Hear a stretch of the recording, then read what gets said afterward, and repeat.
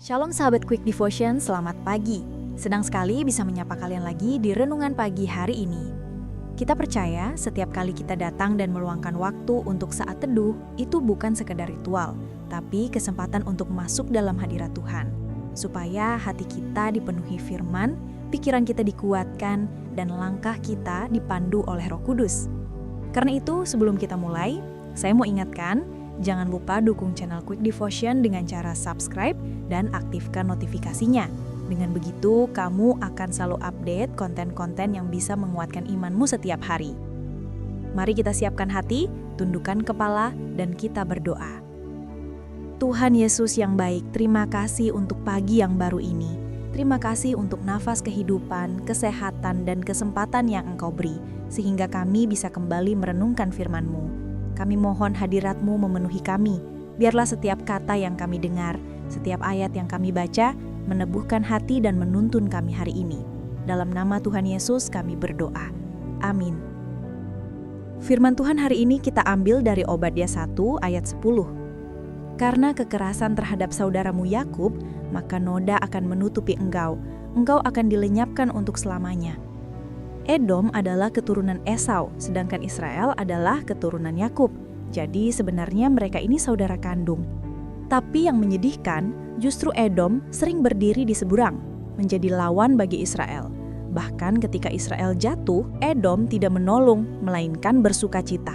Kalau kita renungkan, ini berbicara banyak untuk kehidupan kita. Menurut saya, hal yang paling menyakitkan itu bukan ketika musuh yang jauh menyerang kita, tetapi ketika orang terdekat, bahkan saudara sendiri yang berbalik melawan. Mungkin kamu juga pernah mengalaminya, dikhianati oleh teman dekat, disakiti oleh keluarga, atau ditinggalkan oleh orang yang kamu percaya. Saya pribadi pernah merasakan itu. Ada masa di mana orang yang saya anggap teman justru menikam dari belakang. Awalnya saya marah, kecewa, bahkan sempat bertanya, "Tuhan, kenapa harus dia yang melukai aku? Bukankah dia seharusnya mendukung?" Namun lewat firman ini saya diingatkan, jangan sampai kita menjadi seperti Edom. Jangan sampai hati kita bersukacita ketika orang lain jatuh, apalagi saudara kita sendiri. Seringkali tanpa sadar kita ikut seperti Edom. Kita merasa lega ketika orang yang sering membuat kita kesal akhirnya gagal. Kita tersenyum diam-diam ketika ada orang dekat yang tidak berhasil. Atau kita ikut menambah beban dengan perkataan, bukannya menolong. Padahal Tuhan mau kita berbeda. Tuhan mau kita memiliki hati yang penuh belas kasihan. Yesus berkata, "Kasihilah musuhmu dan berdoalah bagi mereka yang menganiaya kamu." Kalau terhadap musuh saja kita diminta mengasihi, apalagi terhadap saudara sendiri. Kalau boleh jujur, mengasihi orang yang menyakiti itu tidak mudah. Tapi disitulah kita belajar bersandar pada Tuhan. Karena kasih itu bukan dari kekuatan kita, melainkan dari Roh Kudus yang mengalir melalui kita. Hari ini, saya mau ajak kita semua untuk melihat ke dalam hati kita. Apakah ada Edom dalam hati kita? Apakah ada kepahitan, iri, atau keinginan untuk melihat orang lain jatuh? Apakah kita benar-benar tulus mendukung atau hanya berpura-pura sambil menyimpan rasa sakit? Kalau ada, mari serahkan kepada Tuhan. Katakan, "Tuhan, aku mau belajar mengampuni. Aku mau lepaskan kasih, bukan kebencian." Karena pada akhirnya, orang yang menolak mengampuni bukan hanya merugikan orang lain, tetapi juga menghancurkan dirinya sendiri. Sama seperti Edom yang akhirnya menuai akibat dari sikapnya sendiri. Mari kita berdoa bersama. Tuhan Yesus, terima kasih untuk firman-Mu pagi ini.